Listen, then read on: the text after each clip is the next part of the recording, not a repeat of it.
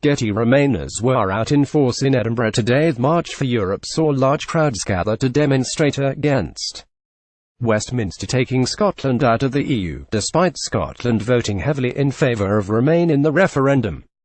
The event is being held close to the one-year anniversary of Article 50 being triggered by Westminster. Organisers the Young European Movement Edinburgh said they were demonstrating to show Westminster Brexit is not wanted and we will not be silenced. Remainers marched along the Royal Mile to show their anger at Brexit and ended with a call for a public vote on a final Brexit deal at a gathering outside the Scottish Parliament. Every week, a new reason for Britain to be in the EU emerges. Vanessa Glynn, the website for the event, said, "There is no good Brexit.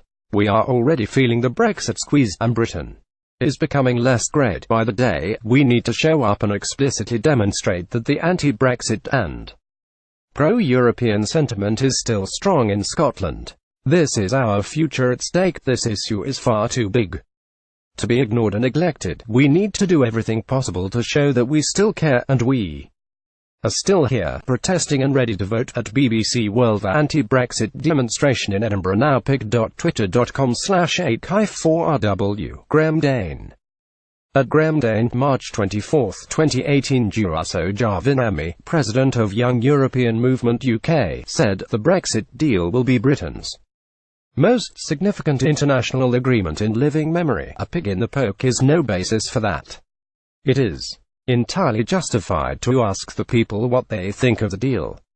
Democracy did not cease in 2016. Vanessa Glynn, chair of the European Movement in Scotland, said, "Scotland never wanted Brexit and we will be noisy about it until our voices are listened to." Every week, a new reason for Britain to be in the EU emerges. She continued, "The recent events in Salisbury are one example. It was our EU partners who stood up for Britain, while the United States proved an unresponsive partner. In an even colder world, it would be ludicrous to turn our backs on our best friends. We belong in the European family, and we stand ready to show it." A number of speakers were organised for the event too, including Struan Stevenson, a former Tory MEP, and Catherine Stiller, a Labour MEP. Similar marches were held in Leeds, Pontypridd, Maidenhead, and Exeter.